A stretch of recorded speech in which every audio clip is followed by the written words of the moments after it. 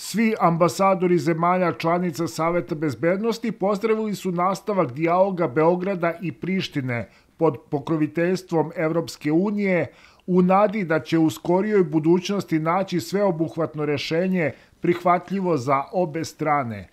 Ono oko čega se članice Saveta bezbednosti nisu složile, to je mandat misije UNMIK-a. Amerikanci smatraju da je uloga UNMIK-a kao misije za održavanje mira na Kosovu i Metohiji i u regionu nadživela svoju originalnu ulogu i poručuju da bi Savet bezbednosti trebalo da preusmeri ograničene mirovne resurse tamo gde su potrebniji. S tim se slažu i Britanci, koji smatraju da je danas situacija značajno drugačija u odnosu na 1999. godinu, kada je počeo mandat te misije.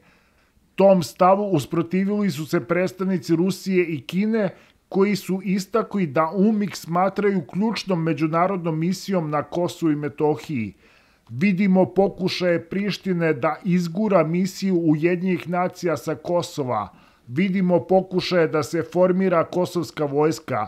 Sve to je u suprotnosti sa rezolucijom 1244 i podriva stabilnost regiona, rekao je ruski ambasador. Ministar spoljnih poslova Srbije Ivica Dačić upozorio je Savet bezbednosti da Priština od donošenja Briselskog sporazuma ne ispunjava svoje obaveze. Priština već 7,5 godina obmanjuje ne samo Srbiju, već i Evropsku uniju, jer je nakon potpisivanja Briselskog sporazuma odbila da ga sprovede i formira zajednicu srpskih opština s obrazloženjem da nije u skladu sa Kosovskim ustavom. Takođe, Priština krši i sporazum iz Vašingtona u delu koji se odnosi na jednogodišnji moratorijum na aktivnosti u vezi sa priznanjem takozvanog Kosova, tako što je nastavila da lobira za nova priznanja i na taj način urušava poverenje i obesmišljava dogovore postignute u dobroj veri. Zamenica američke ambasadorke pri Ujedinjenim nacijama Cheryl Norman Shalet ocenila je kao istorijski dan kada su predsjednik Vučić i premijer Abdullah Hoti potpisali sporazum o ekonomskoj normalizaciji odnosa. Obaveze koje su preuzeli Kosovo i Srbija su značajan korak napred i stvorit će više prilika za širu saradnju, naglasila je predstavnica Sjedinjenih Američkih Država i dodala da je puna normalizacija odnosa zajednički cilj SAD i Evropske unije.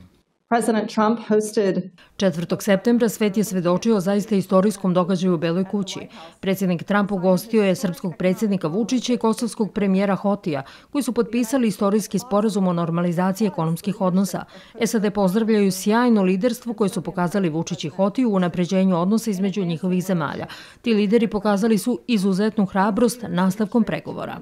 Ruski ambasador pri Ujedinjenim nacijama Vasilij Nebezija oštro je upozorio ministarku spoljnih poslova privremenih prištinskih institucija Meljizu Haradina iz Tublu da će biti isključena sa narednog sastanka ukoliko budu prikazivani kosovski simboli. Nebenzija je protestovao zbog toga što se u online uključenju na sednicu predstavnice Prištine videla zastava takozvanog Kosova.